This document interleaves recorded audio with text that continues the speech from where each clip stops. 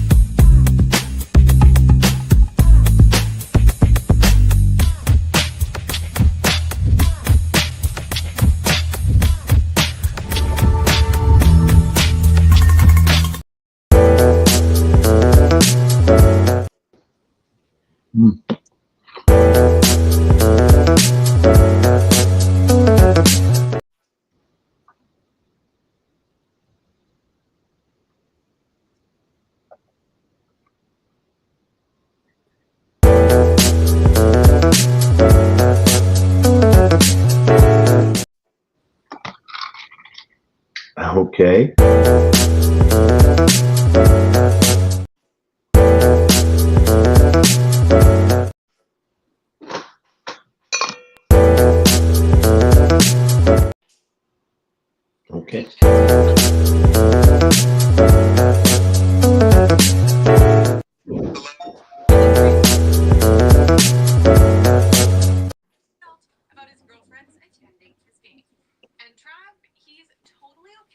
All right, here we go. This is the Friday night edition of Sports Talk. We are live in the WJRG studio. I'm Dr. Jerry Green. Somebody got some background. Here's the background. I'm Dr. Jerry Green along with Larry Pearson. What's up, Larry? All the way to Maryland. What's up? Nothing too much. All right, we have one of the greatest pastors in the world, Pastor Walter T. Bosley. What's up, Pastor T? Good evening. How's everyone? All right. And happy birthday to my man, Anthony McLean. What's up? Happy birthday, brother. Happy birthday. Happy birthday, Aunt. All right. Birthday. One of the greatest bishops in the whole wide world, Bishop Ernest C. Richard Jr. from Power to Stand in Upper Marlboro, Maryland. What's up, Bishop? Blessings to you all. Good evening, gentlemen. And every moment always move, and this guy's around. Brother Kendall Tyson. What's up, Kendall? What's happening, gentlemen? All right. Before we get started, like I said, happy birthday to you, Anthony. Once again, man, it's a blessing to have you with us. You have your show outside the box, but for Sports Talk, you've been a blessing to all of us. So happy birthday going out to you. All right? I appreciate it. I just wish my head didn't take up half the screen there, though. That's the only thing. But, you're all right, my brother. And also, Pastor Walt, talk about your anniversary coming up this Sunday. You got a great ministry. Yes. Bosley Outreach Ministries, 60 Conley Parkway, city of Hamden, Connecticut, celebrating 10 years of 10 years of church anniversary. Our special guest this week is from the city of Hamden, Connecticut, our very own Apostle J. Kelly Edge II. Come out and be blessed. Service starts at 9:30. You don't want to miss this great anointed man of God. Amen. Amen. So, Pastor, going on 10 years, man, I know you're in the article, so I want to tell everybody to go to the Jerry Green's newsletter. We have a feature article on Pastor Walter T. He talks about how it's like being a pastor. So go to the newsletter and check out the great article on this great brother doing a great job in the body of Christ. A longtime friend. I remember we got saved together. Amen. Right, in the 80s and still going strong. So I appreciate you as well. Larry, take it over, bro. It's your show for the football. Yes, sir. This hot off the press. The Cowboys open up the season in Philadelphia. Everybody think it's going to be a blowout. I don't think so. I think Philadelphia got a couple of things going on. They lost an offensive coordinator. Becton is gone, and the other guard is coming back from he had a little procedure done on his knee. It's gonna be his first game back. I think the Dallas Cowboys got a perfect chance. Game one, going into Philadelphia and knocking them off. What are your thoughts? Go ahead, Bishop. I don't think they'll knock them off. I think they can give them a game. I know Philly has a couple of offensive line issues, and I'm not sure what the story is on their receiving core. I mean, you can't always go with rumors, but I think the Cowboys can make a game of it. Don't think they're going to knock them off, though. Just my opinion. Okay, go ahead, Kendall. You got the most relentless rusher on the sideline, and you have the best running back. Not even going to be close. You know, that's the problem with Dallas in this Micah Parsons situation. He's not in game shape. We'll see the real Michael Parsons about, 4 games in the season. Dallas is 0-4 or 1-3, something like that. But not even going to be a contest. Go ahead, Pastor Walt. Did I go with Anthony? No, I agree. No, I think the Eagles win handily by 10 at least. I mean, the Eagles got a prolific run game. They still got Saquon Barkley. They still got a big offensive line, even though Becton is gone and Landon is coming back, but he's going to be big enough. The Cowboys' Achilles heel is they can't stop the run. That's the Eagles' strength. So, That's what I love about you guys. You guys know your football, man. Go ahead, Anthony.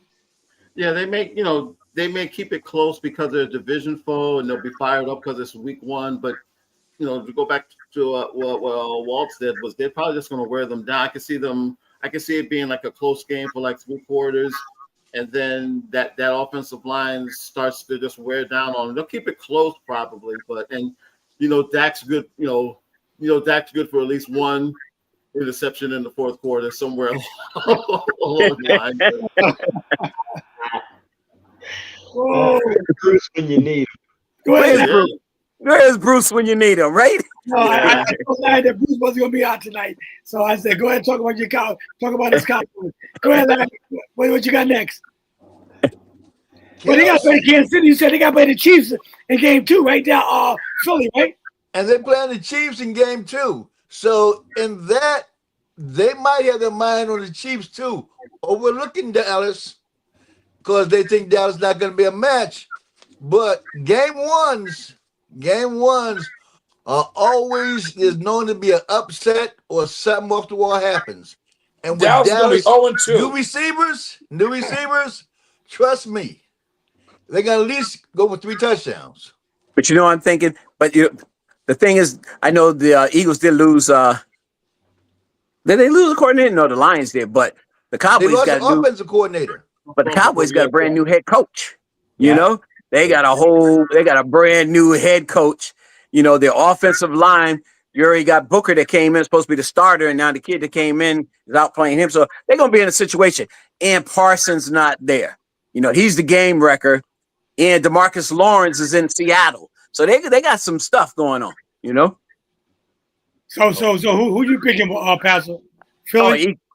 Eagles. Yeah, definitely. You got Anthony? You're talking about for the opener? For the first game, yeah. Yeah. I think the Cowboys keep it close, but I think the Eagles will probably win. What's going to be interesting is that when they get KC the week afterwards, KC is going to be, even though they have the extra day, remember they're playing that Friday night game in Brazil. So, yeah. There's going to be, there may be a little bit of a hangover, but you got to figure since it's at KC, you got to figure KC's got to be the favorite at least. Who you got, Kendall? Philly or Dallas? Oh, please. That's not even a contest. I watched the football game, right? And I think of players that, cause problems. I remember when this kid from North Carolina was drafted number 56 for the Giants, changed the whole game. Everybody was 250 pounds running 4.2, 4.3s. Yeah, you Carl Banks and Junior Seau's out there. Then they went up to these Ray Lewis's. This Michael Parsons is like right there. He's in the conversation, and he's not signed. Okay, there it is. Done deal. And those guys, they make huge differences because they line up all over the field. They can go down. They can put 4 hands to the ground, one hand to the ground, and he's a wrecker. So you don't have him in the fold. It's a wrap, man. From Philly, who you got, Bishop? Hey, it's gonna be a tush push all afternoon. Anytime they get to the 2 yard line, and hey, you already know. Need I say any more? The green and silver is gonna beat up on the blue and silver. All right, Larry. I guess you all the trade against you, man. I'm not Feeling betting good. on Dallas. Trust me, I'm not. I'm just saying there's Okay. an opportunity. There's an opportunity. Nobody told me about this. This Opportunity. is something that I've been looking into. It's an opportunity. I wouldn't bet on them. I won't put no money on it. Okay, because I mean, everybody wants that opportunity. I mean, because like this is all I'm saying, Pastor. It goes to show how big the Cowboys are. You know, as far as drawing, you know, on the America's team, they got to play Kansas City in game 2 to my Philly. Why they start the season off with Philly and KC, but they started off with Philly and Dallas because Dallas got the fan base. You know what I'm saying? Amen. Dallas got the fan base. Because remember, they played in the Super Bowl last year, so it could easily have been Kansas City and Philly. But no, they chose Dallas because Dallas got the fan base. Okay, that's what big Dallas is. So it's a great opportunity, Larry, for the Cowboys to do what they got to do. But I don't think they can beat Philly either. All right, what you got next? What you got next, bro? Next thing, Kelsey and Taylor Swift. Kelsey said they're not going to make it a thing about her attending every game this year. They said we're going to put the football thing to the side. She's going to do her thing. He's going to do his thing. And they're going to go out here and go to the Super Bowl. That's what he said. You know, because it was too much. It was too much of a. They would talk about her when she showed up for the game. If something happens that's not good, they booed her like in the Super Bowl. Wow. They use that anything against her because she's with Kelsey, so she's right there, and she was in the middle of all that drama. Okay. Go ahead, Pastor. You want to comment on that? Yeah, I agree. Kelsey was definitely distracted, but I just think his best days are behind him, so it doesn't matter. But I just seen him on the podcast when she just released her new single. You know, she just announcing her new drop or her new single. She got the Chief Color Wax album out there. But yeah, that was the first time she ever did a podcast too. The first she was on the Kelsey brothers podcast. But yeah, it definitely was a distraction. But I think it was Kendall or Ant last year they were talking about. But that was big news for the NFL because you had girls and people that don't even like football was tuning in because of Taylor Swift. So she can say what she want. If she come anywhere in the city, they're gonna find her and put her face. They're gonna put her face on the camera. Go ahead, Anthony. Give me your comment on that. I think they have at least 6, 7 national games this year with the Chiefs. Really? So, okay. Yeah, so you know, if you weren't a Taylor Swift fan before and you were tired of all the mess, the sequel's gonna be worse than the original probably. And it's but, you know, a lot of it was just the annoying thing of putting it on camera while the game all the time. Jeez. It got to be annoying after a while, but.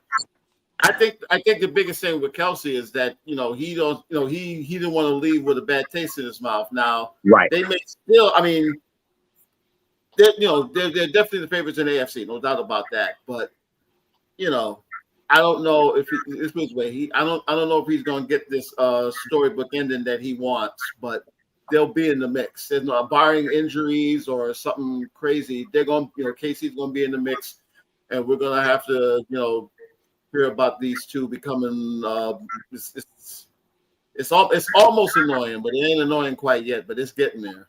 Okay, go ahead, Bishop. Now go with Kendall. All right, Kelsey, and I think Pastor T said it all right there, but then you got to add in, I think, Simone Biles, and there's a couple of other noted attractions that have boyfriends or husbands on NFL teams. So you're right. It really attracted another a whole nother level of people. But my question is, how come they haven't asked her to perform at least a playoff game? I mean, she's gonna be there anyway, so you might as well see if you can get a 2-for-1 special out of this deal. Hey, that's a good point. Go ahead, Kendall. Yeah, she was already signed to that thing called the Eras Tour. The first day they got together, he won the Super Bowl, and the second year he made it to the Super Bowl.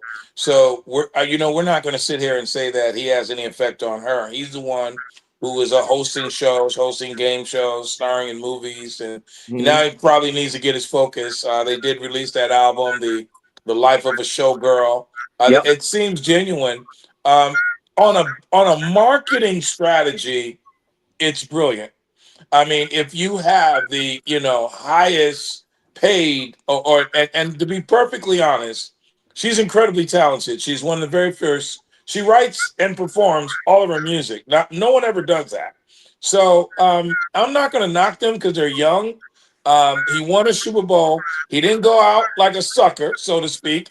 He had a bad game last year. He re-signed. He's going to give it another shot. I mean, it is what it is. She's talented, and they got a lot of people. I like the bottom line on that, and that is nowadays there are men that are literally saying their wives are not arguing with them to watch football all day because the daughters are watching to see if Taylor Swift is on TV. So, hey, it is what it is. Yeah. And for Larry, for Ant, they got 14 nationally televised games. The Chiefs. 14? 14. Yeah. 14. Hey, well, Larry and I was talking before you guys came on. I asked Larry a question, and I'm not going to start a little mess. No, you ain't going there. Yes, I am. Again, though, is Jalen Hurts Pat Mahomes' daddy or what? Is he his daddy? Was Eli Manning Tom Eli Brady's Manning, daddy? I was going to say the same thing. Is Eli Manning Tom Brady's daddy? Tell me what you're talking about. Is Evander Holyfield Mike Tyson daddy? Yes, he is. Yeah, it is. Some people just have your number, man. Some people just have your number. Brady daddy. He's his daddy, Larry. Jalen Hurts is Pat Mahomes' daddy right now. Jalen Hurts Well, got daddy him. get ready to get his butt kicked week 2. Okay. Kendall, is he his daddy? Yes or no? Week 2. It seems like it. Is he his daddy? Yes or no? It seems like it. I'm not sure. No, because you got to look at the facts. Larry, hold on, Larry. I'm not getting to you yet. Wait a minute. Bishop, is he his daddy? Yes or no? Hey, how many times has he beaten him? Oh, you beat him one time. He beat him one time. He beat him one time. Once is enough. He just pulled the proverbial belt and said, "Didn't I tell you not to get on this?" Joe Burrows beat him more than he. I was about to say Joe Burrows is daddy. Yeah, but Joe no, the Burrows thing is, I just think the Eagles are a better team. You got to look at the team. Okay. I'd agree with that. Frisway, Jalen Hurts is at least an angry stepdad at this point in time right now. But this way, Jalen Hurts ain't scared of it. He believes. That's the thing. Jalen Hurts has this. Jalen Hurts got this chip on his shoulder. Like everybody talking about Pat Mahomes. What about me? That's the mentality that he got. He's like, we should have beat him the other time. The first time, and we didn't. I mean, if they would have won, Jalen Hurts would have been the MVP of that Super Bowl. So, and now we did beat him this time. So he was like, okay, I should have beat you twice, but I got one. Go ahead, Larry. He's got you'll say what I said from the beginning, Larry. Go ahead. But think about this. They won the Super Bowl 5 out of 6 years. They are consistent. Philadelphia has not been consistent winning games over the course of the past 4 years. Okay? They have not been consistent. Until you're consistent, then you come talk to me. Okay? The only one that don't have no daddy is Joe Montana and Terry Bradshaw. They're 4-0 in the Super Bowl. I agree with that. All right? They ain't got no daddy. Eli Manning's Tom Brady daddy. Terry Bradshaw is Roger Staubach daddy. He beat him twice in the Super Bowl. So that's his daddy. Okay? Just that simple. All right, Larry. But definitely Eli Manning is Tom Brady's kryptonite because both times the Patriots had the better team. So you can't say, no, the Patriots had the better team. They were going undefeated, and the Giants beat them. The first year they beat him, they had Randy Moss. Remember that part? when Eli No. Manning took him down, if I'm not mistaken. Yeah. But I'm saying, Yeah. they were going for undefeated season. Undefeated season, right? All right, Exactly. what you got next, Larry? Then you want to Hey, talk about Shador? You said No, yes. that's not. It, No, 7 o'clock is the game today, but not Shador. Oh, I thought you were saying watch. I'm no. sorry. I said Larry want to talk about Shador. Yeah. yes. Shador Sanders. Now he got oblique issue right now. He Hmm. played good in the first preseason game for the first half. Basically, the second quarter he was outstanding, but with oblique injury, that's going to push him back a little bit. Do you think we heard the last of Shador? Not even close. But No. Larry, look at the point somebody tried to make this. At this point, they would feel more comfortable putting Dylan Gabriel in a regular season game than they would with Shador Sanders. You agree with that statement? No, that makes no sense at all. Okay, all right. You must. Because they don't even You know know can what? he throw downfield. He's not that type of quarterback putting the ball down the field. Okay, you guys are my football man. I'm just asking. What No, about you, Bishop? This I'm speaks gonna more put about. it like Oh, I'm this. sorry. No, I'm Go ahead, sorry. Bishop. I'll be real quick on this.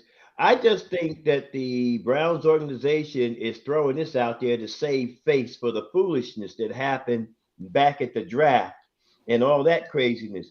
Now they're trying to make it look like, oh, he ain't gonna be ready till about late in the season, and by then we'll have a good starting quarterback. Hey, be quiet. Because the truth of the matter is, when you had opportunity and chance, you messed it up. It would be a different story if they had rode him from day one, put him in his proper space within the top 5 for the first round, drafted him, and then this happens, it would be more acceptable. This is just a safe face move. What do you call it, Anthony? I like Anthony's word. It's a clickbait move. They're trying to Oh, get your attention off of Sanders and off of themselves and onto this situation. Gabriel Dillon, or Dylan Gabriel, whatever his yeah, name is, Dylan Gabriel, yeah. whatever his name is. Oh yeah, he's good for what? 3 plays, and then he'll be eating grass before you know it. Go ahead, Anthony. Yeah, I don't agree with that.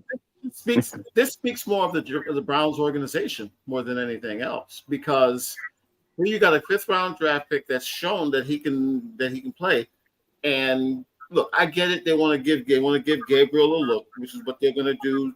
Tomorrow against the Eagles. Yep. Now, I believe he's playing with the first stringers tomorrow. So if he falls on his face with the first stringers, how much worse is the organization going to look? But no, even before all the drama, I felt like Shador would be the starter by midseason. Barring injuries or whatever, I'm gonna stick to that. He may, and if things keep going the way they are, it might be even sooner. Okay. Who did I miss? Me. Pastor. Go ahead, Pastor. No, I wouldn't feel more comfortable. I think Shador is going to be just fine because he's, like he said, he's comfortable being uncomfortable, and so it doesn't matter. You don't have to have a perfect situation for him to excel. Gabriel is good. He's an athlete. He's more athletic than Shador, but I think Shador is more mature, if you would, as far as has a better IQ of the game than he does. That's just my opinion. So I agree. I think they're trying to put some clickbait out there, if you would, try to get some of the pressure off of Shador. But this injury is helping them because Dylan Gabriel is going to get a majority of the snaps.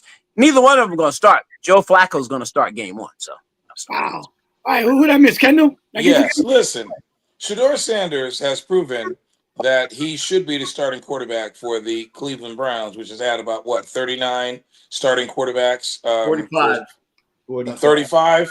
45 since they came back in '99. They've had 45 quarterbacks. 45 starting quarterbacks. So, I mean, this guy, number 46, should be the starting quarterback. He showed us. This kid has had everything tossed against him.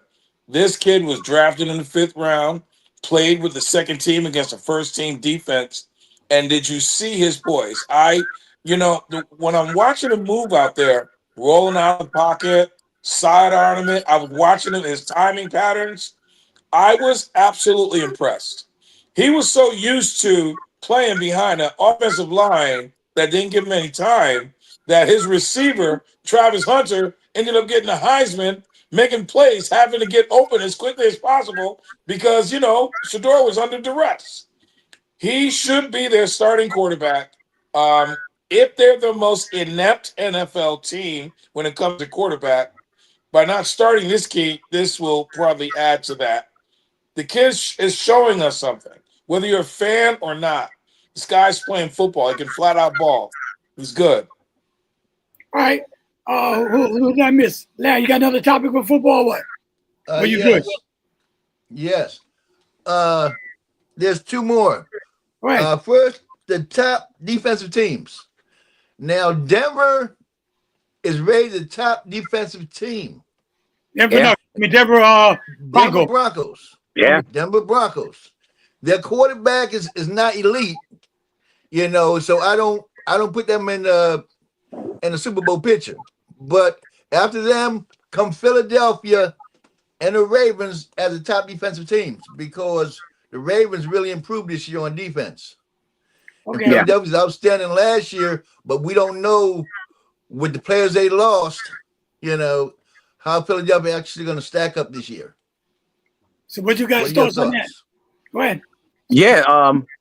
The Pastor, go ahead, Pastor. Denver had the top defense last year. They added to their cornerbacks are great. Their front line is great. Gets after the court. I think Bo Nix did really good last year for his first year. His first year, he went into KC, and again, he's a one block extra point away from beating Pat Mahomes in Kansas City last year. And then he came back the next time when Pat Mahomes didn't play, and they blew him out. So, but Denver's gonna be all right, and their wide receivers are good. They're a sleeper in that division, definitely because of their defense. Now, Eagles, they lost some players on the defensive side, but they are so stacked, with their second and third year players, they're gonna be just fine. They just put another Georgia guy in the starting lineup. That's all. They'd have drafted the last 3 years. They'd have drafted the whole Georgia's defense, and they just got him in waiting. I think they'll be fine. The Ravens is the team, like we talked about last week.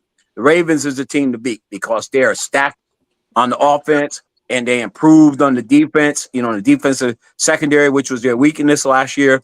So yeah, that's they're gonna look good. Tell you one thing, man. You guys are definitely my football man. Y'all know what you're talking about. Go ahead, Bishop. Well, no, I mean, there's not much I'm going to add to that except that now I want to take us back a little bit. Recall when Tampa Bay won their Super Bowl with Warren Sapp. Great defense and not a suspect offense, but an offense good enough to get the job done. Brad Johnson, who had just come to them from Minnesota, did a Purdy type thing where he just managed the team and kept them in the game. So, it's a possibility that Denver could make some noise. And I did read, and I could be wrong, Larry, you and Pastor T, let me know. Minnesota is supposed to have the number 4 defense.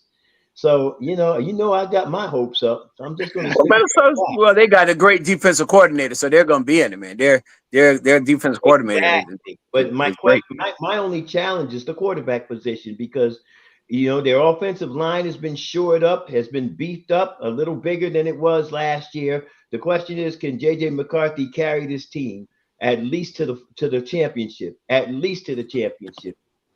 Well, they said he showed good. He was doing good this week in practice, so. Yeah, we're gonna wait because remember, I think it was the second preseason he got hurt last year. Not that it's gonna happen this year. Who they play tomorrow? Tennessee? No. I'll figure it out, but it's a 1:00 game. I do know that. So All right, let me go with Kendall and I'll go with Anthony. Go ahead, Kendall.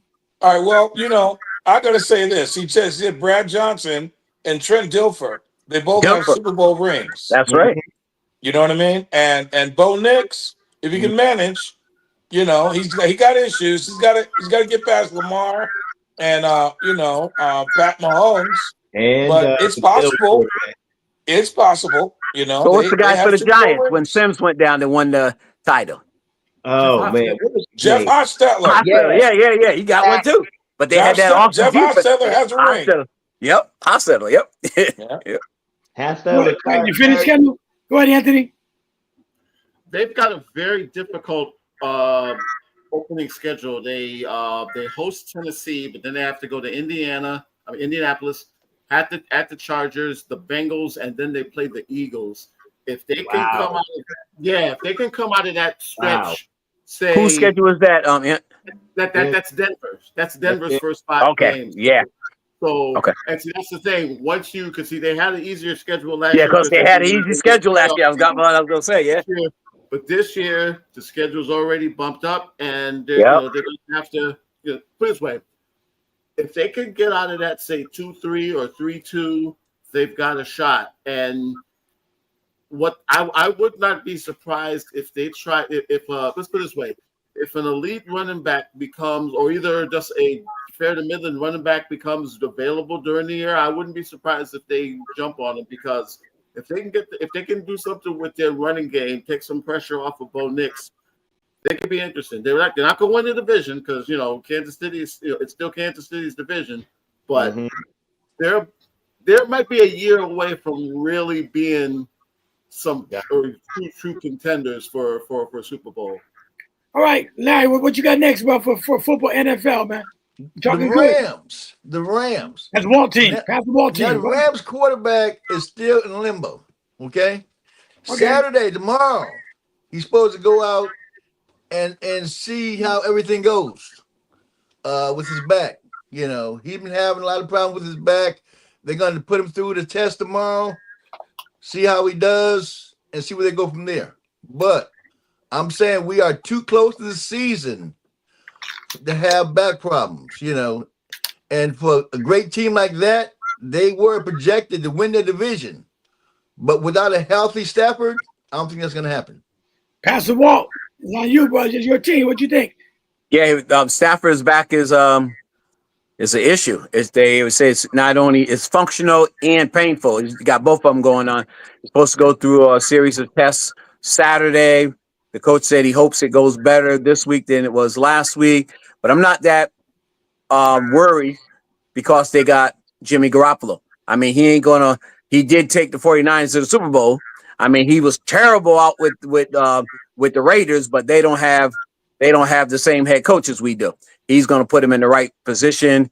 He does the quick reads, and he's going to rely on, those reverses and Puka Nakua, and they got Devontae Adams. They're going to be fine. They're not going to go to the Super Bowl without Stafford because he has those intangibles, sidearm throws and all those things. And Jimmy G, just like Dak, is subject to throw the ball to the other team in a critical situation. Go ahead, Anthony. Go ahead, Anthony.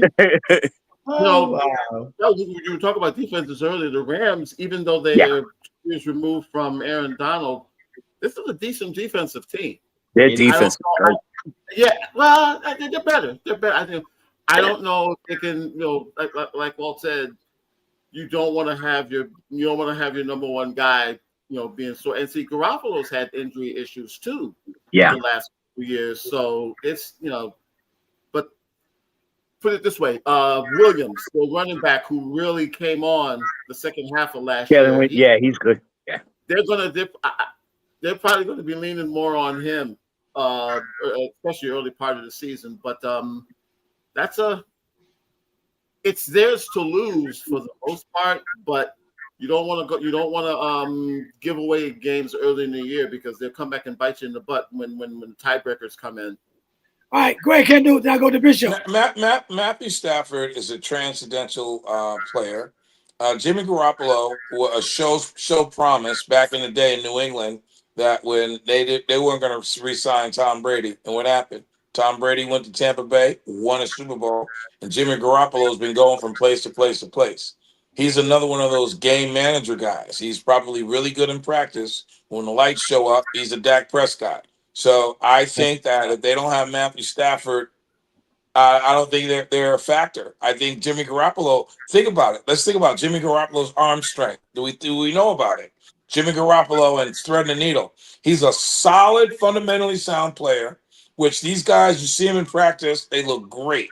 But do they make that outstanding play that Matthew Stafford played after leaving Detroit, going to LA, and finally having a defense, and then going to win a Super Bowl? I don't think the Rams win a Super Bowl or make it with Jimmy Garoppolo, but he's No, a me either. solid quarterback. No, I don't think so. All right, Larry. Bishop, go ahead. I need to get you. Go ahead. Well, no, I mean, I'll be very short with this. I mean, if Garoppolo can manage the short game, I don't know who your tight end is, Walt, and I've seen him. I mean, if he can manage the short game, he can at least hold it down till Stafford gets back. Stafford has that he's got that rifle for an arm, man, and can put the ball down. But and your defense, and I'm gonna mess with Walt for 5 seconds. If y'all can get that ref back that failed to make that face mask call, you guys will be in good shape. Let me stop. No, but that's all. Yeah. All right, so Larry, you got some more sports, football or what? Yeah, no, but a lingering back injury, and I know because I've been dealing with it for a long time. It doesn't get better. Okay. It doesn't get better until you do something. All And right. if he get back in shape and get out there, the first time he get knocked around a couple times, it's coming back. All right. Yeah, I agree with that. But I think that's why they're not worried, because they got Garoppolo. And then, as long as they can keep the quarterback from Georgia from off the bottle and he don't relapse, Wow. yeah, no, he don't have a relapse. He played a great, first preseason game against the Cowboys. But, sometimes you don't got the Lord and you looking for some peace of mind. We always find it in the bottle, so we got to keep them out of that situation. All right. I mean, I'm gonna start some mess in a few, but anyway, this is announcement I wanted to do. Big Don Productions and Kingdom Media International proudly presents the Jerry Green's Gospel Music Showcase, Saturday, October 4th, 2025 at the Music Back Then Performance Studio. Doors open at 5:30 p.m., starts at 6 p.m. The location is 221 Bull Hill Lane, West Haven, Connecticut. Featured artists include God's Favor, Chosen by God, Rose Cloud, Calvin Cooper, Yvette Early, Dre, The Voice, Charlotte Williams, and featured artists Kelly Monroe and Devotions. Also that evening, honoring Bishop Ernest Richard Jr., radio legend of Power to Stand Outreach Ministries. Yes, that's Saturday, October 24th, 2025. Doors open at 5:30 p.m. Starts at 6 p.m. $20 at the door. Cash App address, $84 Plymouth. That's Cash App address, $84 Plymouth. Also sponsored by WJRG, Connecticut's #1 24-hour gospel internet radio station, and Big Don for Big Don Productions. For more information, call 203-875-0520. That's 203-875-0520. Come one, come all, and we will see you there. Go ahead, Bishop, to talk about Pastor Walt's anniversary celebration. All right, Basilea Outreach Ministries Incorporated celebrating their 10th year anniversary. Their theme, the year of progression. Some of you got to experience Overseer McGee as she came in and shared a powerful word, and then Apostle W. Faye August came in and did what she did. You need to have your face in the place this coming Sunday. The word continues, the power continues, the anointing continues. That 10-year of progression continues as special guest Apostle J. Kelly Edge II comes in and ministers under the anointing and power of God. That's 60 Connolly Parkway. I believe it's if I get it right, help me out here. Suite 5B. I got it, that and Suite 5B. How do I know that? I've been there. So let me tell you something. I'm not talking to hear myself talk. If you want something from the Lord, then Basilea Outreach Ministries is the place to be this Sunday. See you there. I'll be online with you, bro. All right. Y'all said me hating on brother Magic Johnson, but happy birthday to Magic. I believe he turned 66 the other day. Happy birthday to the greatest point guard to ever played the game. Some people trying to put Steph in there, but I still say Magic Johnson is the greatest point guard to ever played the game. So Magic Johnson, happy birthday. A great guard for the Lakers. And also Sugar Ray Leonard turned 69 years old. Happy birthday to Sugar Ray Leonard, one of the best welterweights of all time. And he was one of my favorite fighters as well. So I want happy birthday to them guys. And once again, to our very own Anthony McLean, happy birthday going out to you. Keep celebrating and let God continue to bless you as well. You know, I got to start some stuff. You guys know I got to start some stuff. Hey, Jerry, who doesn't belong in that list of three? Nothing, man. Yeah, I said, boy, you got some people in your day, don't you, man? Wow. Yeah. Makes me feel old, though. That's the only thing. Kendall, I'm gonna start with you. Pat Riley said LeBron took a shortcut, and then he took the helicopter, super team. Pat Riley says LeBron James was nothing before joining the Miami Heat. Why would Pat Riley come out and say that kind of stuff about? Some people say he's the GOAT, and some say Michael Jordan. Why would Pat Riley come out and say something like that? Because he was upset with the fact that LeBron James made the comment about him, and he said that Pat Riley responded, and he said, you don't leave, you retool, and then LeBron James cut out. I think that if Pat Riley hadn't conducted that interview, LeBron James would have made a different decision, may not even have been Cleveland. But, LeBron James was exasperated, spoke out. And to say that he was nothing before he got to Cleveland, I mean, he was taking a bunch of nobodies to the final. We can't drink the haterade on that. He just happened to be a young guy who hooked up with his friend Dwayne Wade, because I understand it was Dwayne Wade's idea.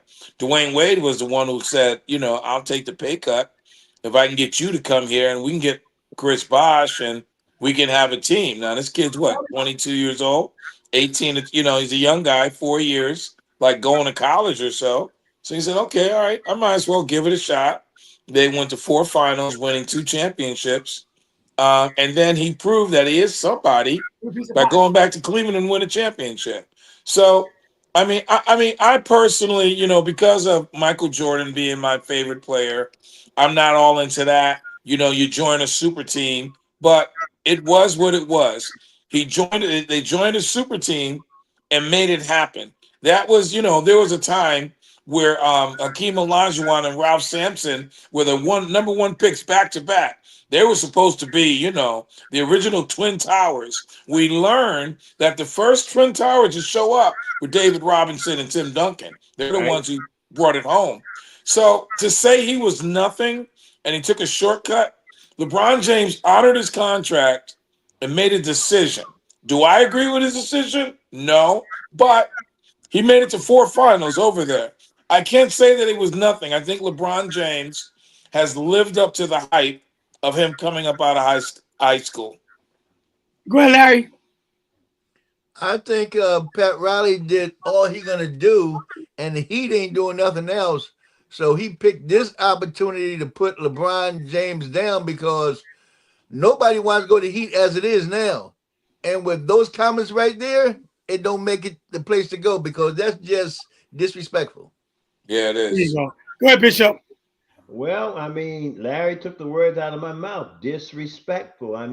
Your bitterness, Pat Riley, is just all over that pace and pasted. Why you say he took a helicopter?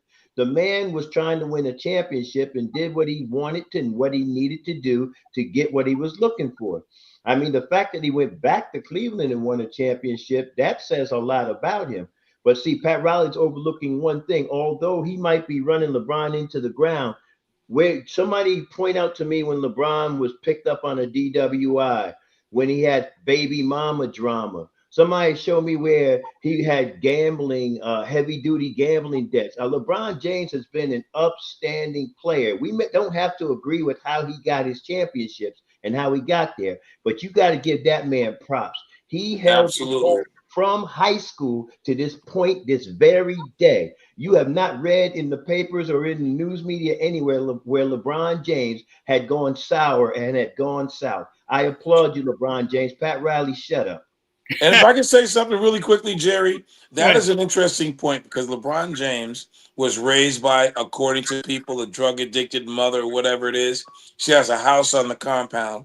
When you go around Cleveland, which I was, his reputation is impeccable. As a young man, he avoided all conflict. We actually met with the trainer of Savannah. She lives right where I was. And it's interesting because he does a lot of things in the neighborhood that people don't even read about. He had like you said, no gambling, married to his high school sweetheart. We can't drink the haterade on that. LeBron James is definitely an athlete of character. Go ahead, Anthony. Not go with Pastor. Whatever respect I had for Pat Riley, I've lost a lot of it Yep. after hearing this. You know, to say that he did nothing before he got to the Heat is beyond narrow-mindedness, man. I mean, he was, you know, for all intents and purposes, he was the chosen one in the sense of the league felt comfortable enough to make him the face of the league as a teenager. I think that gets forgotten a lot. Yeah. That he was asked to in many ways he was asked to do a lot more than Dr. J and Jordan coming in, and he was asked to do it as a baby. And he's really done nothing, as far as I'm concerned, to do that. The fact that Riles went there, again, I'm more disappointed at what he said and how he said it than anything else. That's the real disappointing thing here. Go ahead, Pastor Walt. Pat Riley speaking on LeBron. There was nothing before joining the Miami Heat. You agree with that? Oh, no, I don't agree with that statement. No, I didn't see that he said that, but no, I wouldn't agree with that statement. Is that for real? Did he say that? Well, according to this, I'm not. Well, anybody can put anything on the internet. You don't have to have any credence or back or any kind of. You don't have to have any kind of supporting evidence to put it on there. But what I did see is what he said right here. He said LeBron is a great player, but before he came to us, he was banging his head against the wall like all great players do that can't win. Now that's a quote from Pat Riley in 2019. So I don't agree with that statement there. No. Okay, because Pat Riley was just as mad as Dan Gilbert was when LeBron left Cleveland. Oh, yeah. But that's what he said right there, 2019. He said he wasn't nothing, but he was banging his head like every other great player that couldn't win before he came to us, is what he said in 2019. Right. See, but he couldn't do what Dan Gilbert did because Dan Gilbert already did it. So he don't want to make that same mistake that Dan Gilbert did when he called LeBron traitor and all that. Yeah. And, that famous letter.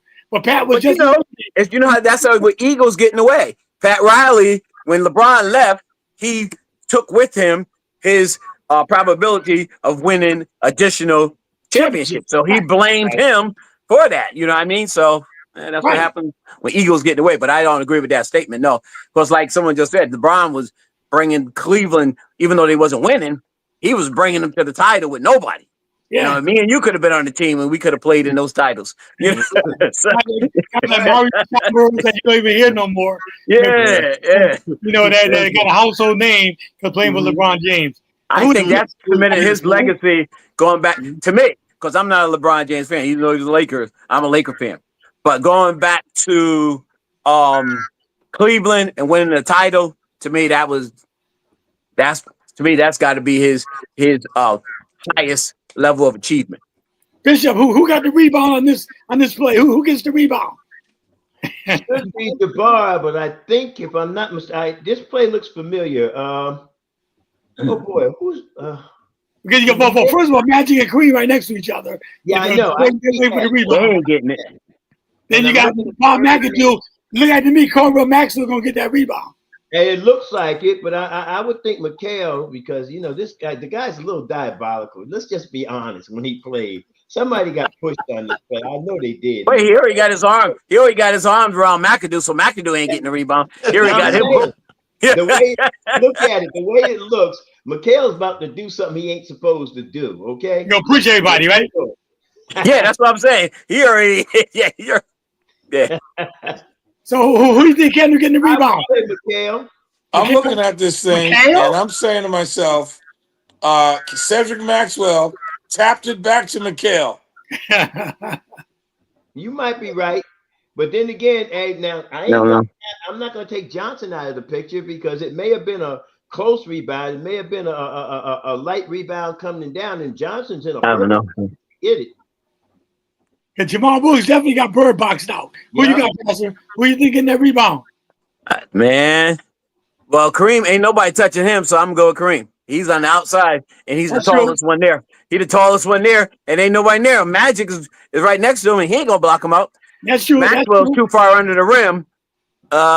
It's either Kareem or Mikhail, because Mikhail probably gonna push everybody else under the basket. I'm thinking. That's exactly Who you got? Who got this rebound? I think it's Mikhail because I think he's going to do another one of his push-offs that don't get called. Yep. Mm-hmm. So you got Mikhail. All right. Yeah. I mean, I think Kareem. I got to go with you, Pastor, because Kareem, nobody got him blocked out, and he's 7'2", so he's the tallest one out there. It's like that. Ken, I can ask you a question on something, man. You my boxing man, right? Wow. I was My favorite guy. 7.5 years. One of the greatest. My favorite guy. From when I was 16 until I was 24 years old, I followed his career. He beat Michael Spinks that first fight. Michael Spinks threw 100 punches to get him out the second fight. He should be considered the greatest heavyweight of all time. I was 16 years old when Larry Holmes had won that championship. And for me, my two fighters of all time are Larry Holmes and Sugar Ray Leonard, 1976, Howard Davis, Michael Spinks, Leon Spinks. And when he said that Rocky Marciano could not carry his, you know what, and he was at the point where he was going to break that record, and the Italians are running the boxing game, that was taken from him. Me personally, my personal favorite boxer of all time, because I was 16 years old, and that's when I was actually boxing, and I had to, do that jab that he had. I think he should be at least one of the greatest all-time fighters there is. My personal opinion. And you're a boxer, all right? What about you, Bishop? Well, why don't Larry Holmes get the respect that he deserves? I'll be honest with you. Larry Holmes proved who he is, what he can do. But see, and Kendall has him listed as his favorite. My favorite always will be Muhammad Ali, followed closely by Joe Frazier, despite the fact that he got his face pretty much clean clocked off by Foreman. But still, my two favorites. Larry Holmes actually needs to have more accolades than we give him. Most people are remembering the Holmes Tyson fight. Come on, the man was 100 years old when he fought. Yeah. Let's get past that point. You know what I'm saying? But he was a bit disrespectful. Don't be disrespecting Muhammad Ali. What's wrong with you? Anyway, let's move on. Go ahead, Larry. There's no doubt Sugar Ray Leonard is one of the greatest boxers, entertainers, and Muhammad Ali. Those are my two greatest fighters. Okay, so do you think that because of guys like Mike Tyson, Sugar Ray Leonard, Marvin Hagler, Muhammad Ali, that Larry Holmes got pushed to the side because them guys have more charisma? Even Duran, they were showmen. They were showmen, But you know what I think, Jerry? Well, I respect that from Kendall, a boxer, but no way. I think in their prime, Ali and Larry Holmes, Ali would beat him. Yeah, and I think that he don't get his. I don't think he get his due. Almost like Kobe and Michael, because Larry Holmes is a poor boy, Muhammad Ali. That's how I look at him. Right. That's how I look at him. So he can't be the greatest because Ali and him are the same fighter, and Ali's better than him. In my opinion. Let me just. You guys, did you hear me? But hold on. Hold on, Ken. Now, hold on, Jerry. Give me a second. Go ahead. Muhammad Ali is probably the greatest boxer to ever play. I just said Larry Holmes was my favorite. Personal favorite. Yeah, that's all he was. That's what I said. My favorite. Absolutely. But Pastor Walt, wasn't Sugar Ray Leonard more like Muhammad Ali than Larry Holmes? Yeah, he was a little. Absolutely. Yeah, that's why Sugar Ray Leonard is my second favorite fighter, because he's just a miniature Larry Holmes. I mean, Muhammad Ali. Yeah, that's how I look at him. The difference between Sugar Ray, though, Ken, you got to agree with this. He had his Thriller in Manilas as well. Tommy Earns, Marvin Hagler. Who did Larry really fight besides Jerry Cooney? Exactly. That was right. It wasn't his fault. He fought. He's like Leonard Lewis. He fought everybody that was out there, but it was nobody out there. The elephant in the room is the thing is he followed Ali. Yeah. Anybody that was going to follow Ali wasn't going to get the same sort of respect. He definitely did deserve it. His greatest fight was when he won the title. If you ever want to watch a great fight, him and Ken Norton. Now, Ken Norton got handed the title after Spinks, because when Spinks beat Ali in February '78, WBC said, you got to fight Kenny Norton. He said, no, I'm going to give Ali a rematch. Stripped it of the title, gave it to Norton, and then Norton lost it to Larry Holmes in the ring. If you ever want to watch one of the greatest fights of all time, Norton Holmes. It was and Ernie Shavers. Yeah. That was a great fight. Yeah, I remember that. I watched that. If you ever round 15 of Norton and Holmes, classic. But Anthony, I got to agree with you on that fight. The only thing about Ken Norton, though, he lost to Jerry Cooney in the first round. Ernie Shavers knocked him out in the first round. Okay, and there was another person knocking him out in the first round too. So he made his name with Muhammad Ali. He made his name beating Ali. He just yeah. But the thing is, in that era, he basically fought everyone in that era. That's right. Again, his crime, if you want to call it this, he came after Ali, and then probably people hated him even more when he beat Ali. Ali was old in the rocking chair. Larry Holmes at one time, Ali's sparring partner. He sure was. Yes, he was. Yes. And so he was Joe Frazier's sparring partner too. Yeah. Yes, he was. Who was? He was Joe Frazier's sparring partner. Okay, well, see, I mean, and listen, I mean, at the end of the day, you can't take away his accomplishments because he did. Oh no. Can I add something to that whole Rocky Marciano thing? One of the, Holmes personally flew down the Marciano family for that 50th fight where he would have passed Marciano, and the thing was in the churches and in the hotels there in Vegas, the Marciano family, and I guess rightfully so, they were lighting candles hoping that Holmes would lose. He found out about it after he lost the fight, and that's why he lost it, because again, his whole career, he always felt like he never got enough respect for being a great heavyweight, and rightfully so, because he was a great heavyweight, but again, he had the misfortune of following a legend. Muhammad Ali, right. Yeah. You know what Larry Holmes does now, or has been doing? What's that? He started a fund for years ago. I mean, I know he's doing it like 20 years ago for boxers and helping them out financially after boxing. Okay. And guess who he was working? Guess who he hired to work with him? Jerry Cooney. Who? Seriously, Jerry Cooney. He's almost like the mayor of Easton with all the sure is. Yeah, I was just in Easton. Yeah, he sure is. All right. Wow, I didn't know that, Kendall. That was good, man. Yeah, that's good. That's good, Kendall. Question, Kendall. You can answer this for me if you don't mind, Jerry. Do you think that Marciano's record was tainted to some degrees? Because I think of course. A lot of guys he fought was over the hill. Joe Louis. Way over the hill. People that were over the hill, but I'm not even going to that. I'm going to his earlier fights when he was given decisions that he should have never gotten. Yeah. He got the life beat out of him. Absolutely. Because they wanted to keep him as champ because he was white. They wanted. He was really the last white champion, the last white guy that was a champion. If you really look at it, that was over 60 years ago.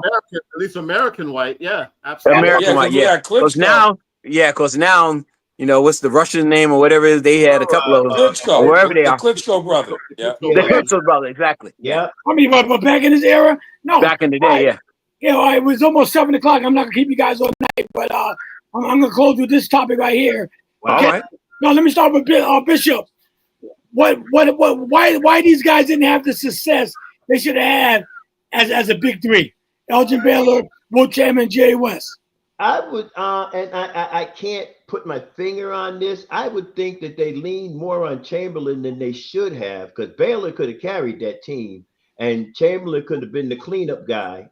Possibly could have brought a few more extra time. And Jerry West, come on, what can you say about Jerry, Mr. Basketball himself during that era? So, I mean, I would say they leaned too much on Chamberlain, my opinion. All right, what do you think, Anthony? They could never beat the Celtics when it They never beat the Celtics. They lost to the Knicks too, though. And they lost to the Knicks in 1970. They lost to the Knicks in 70. Now they did come back and beat them 2 years later for that one title, and unfortunately, Willis Reed didn't play. Willis Reed didn't play that series. And unfortunately, Baylor had his knee was already up 8 games into the season. So it again, it was a thing of timing. They're a great team. They should be, they should be making. The thing is, they couldn't be, put it this way. What Isaiah Thomas was to Michael Jordan, that's what the Celtics were to this Laker team. But Jerry West said, I'm going to you, Larry, Ken and pass in a minute. Jerry West said losing to the Knicks hurted him more than losing to the Celtics because they knew they couldn't beat Bill Russell, basically. Right. But now Bill Russell retired, and you got a chance to beat a new team like the Knicks, and you lose in 1970 to Game 7 where Walt Frazier went for his 38 points and Willis Reed came out with on a bad leg, and you still lose to the Knicks. He said that hurt him more than losing to the Celtics. Go ahead, Pastor. Yeah, it was heartbreaking. I remember I've been a Laker fan forever. I remember when they lost, when they had all the balloons had all the balloons waiting, right, and the ball hit the back of the rim, run straight up in the air and dropped down and went in. I mean, the whole Don Nelson. I remember Satch Sanders and all that. So, I think to me, I blame Chamberlain. But big as he was, he didn't dominate like he should. No way in the world the Knicks should have beat them. I mean, he should have had 50 in that game. To me, I blame. That's why I'm so critical of Shaq, because I think Wilt and Shaq are the same player. They let little guys dominate them. Bill Russell had no business dominating Chamberlain. Willis Reed on one leg had no business dominating Chamberlain. To me, that's why I blame for that. Because Elgin Baylor was before his time, and Jerry West was good as any guard out there. Remember, Jerry West hit the half-court shot, went to overtime. That should have been a win. I still scream at night thinking of that shot. You know what? And I'll be honest with you, that was one of the few times when I was in school that day I couldn't stay awake in school because I trying to listen on the radio. I just had, I had become a Knick fan, and that was the first experience I had with a championship. Of course, being a fan back then, they had already broke my heart the year before. But thank you, Knicks, for making me feel better. Elgin Baylor does not have a championship. That's it right there. It's in a nutshell. Right. Go ahead, Larry. You want to say something? But they would have won that game if they didn't put all them balloons up there and wanted to celebrate. Man. And when Boston seen all that, they came out and that's why they won that game. Because they thought they was going to embarrass them. Yeah, they should have won it. The ball went straight up in the air, man. And even in the Willis Reed game, if you remember, they made it all dramatic where Willis would come out in the intros and everything like that. Basically, they thought Reed wasn't going to play. The fact that he played and then hit the first two shots, didn't make another basket. Yeah, well, a friend of mine says the greatest 4 points in Knick history were on this night.